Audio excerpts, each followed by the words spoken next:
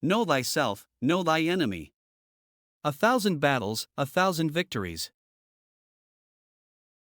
Victorious warriors win first and then go to war, while defeated warriors go to war first and then seek to win. The supreme art of war is to subdue the enemy without fighting.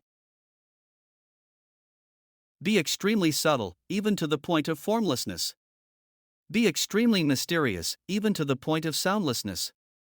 Thereby you can be the director of the opponent's fate. Invincibility lies in the defense, the possibility of victory in the attack. If you know the enemy and know yourself, you need not fear the results of 100 battles. He will win who knows when to fight and when not to fight. Pretend inferiority and encourage his arrogance. All men can see these tactics whereby I conquer, but what none can see is the strategy out of which victory is evolved. If your opponent is of choleric temper, irritate him. There is no instance of a nation benefiting from prolonged warfare. The opportunity to secure ourselves against defeat lies in our own hands, but the opportunity of defeating the enemy is provided by the enemy himself.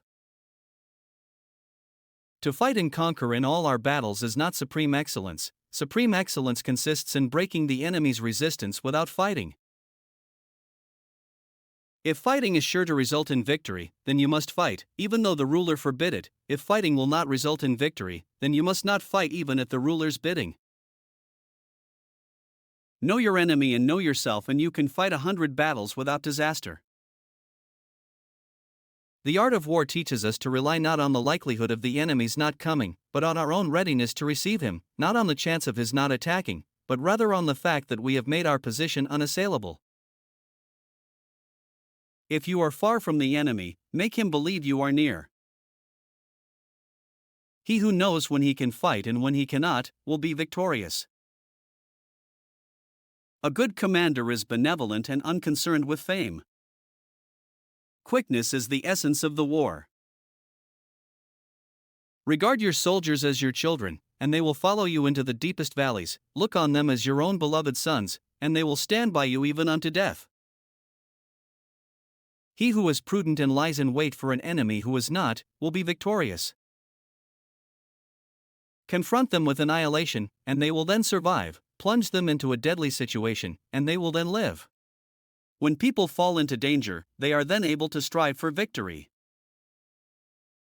Bulk the enemy's power, force him to reveal himself. He will win who knows how to handle both superior and inferior forces. Prohibit the taking of omens, and do away with superstitious doubts. Then, until death itself comes, no calamity need be feared. The general who wins the battle makes many calculations in his temple before the battle is fought. The general who loses makes but few calculations beforehand. Thus it is that in war the victorious strategist only seeks battle after the victory has been won, whereas he who is destined to defeat first fights and afterwards looks for victory. If ignorant both of your enemy and yourself, you are certain to be in peril. The quality of decision is like the well-timed swoop of a falcon which enables it to strike and destroy its victim. Supreme excellence consists in breaking the enemy's resistance without fighting. He will win whose army is animated by the same spirit throughout all its ranks. Secret operations are essential in war, upon them the army relies to make its every move. The general who advances without coveting fame and retreats without fearing disgrace, whose only thought is to protect his country and do good service for his sovereign, is the jewel of the kingdom. Victory usually goes to the army who has better trained officers and men. The good fighters of old first put themselves beyond the possibility of defeat, and then waited for an opportunity of defeating the enemy. To see victory only when it is within the ken of the common herd is not the acme of excellence. It is only the enlightened ruler and the wise general who will use the highest intelligence of the army for the purposes of spying, and thereby they achieve great results. In the practical art of war, the best thing of all is to take the enemy's country whole and intact. To shatter and destroy it is not so good. Thus, what is of supreme importance in war is to attack the enemy's strategy. When envoys are sent with compliments in their mouths, it is a sign that the enemy wishes for a truce. It is essential to seek out enemy agents who have come to conduct espionage against you and to bribe them to serve you. Give them instructions and care for them. Thus, doubled agents are recruited and used. If our soldiers are not overburdened with money, it is not because they have a distaste for riches. If their lives are not unduly long, it is not because they are disinclined to longevity. There has never been a protracted war from which a country has benefited. The enlightened ruler is heedful, and the good general full of caution. Hence the saying, if you know the enemy and you know yourself, your victory will not stand in doubt. If you know heaven and you know earth, you may make your victory complete. For to win 100 victories in 100 battles is not the acme of skill. To subdue the enemy without fighting is the acme of skill. The art of war is of vital importance to the state.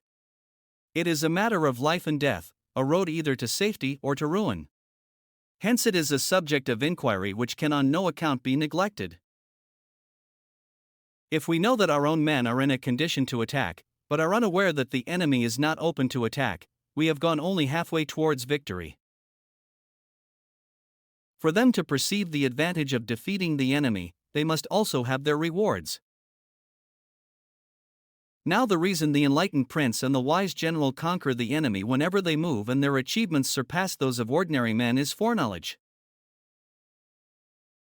Hence the general is skillful in attack whose opponent does not know what to defend, and he is skillful in defense whose opponent does not know what to attack.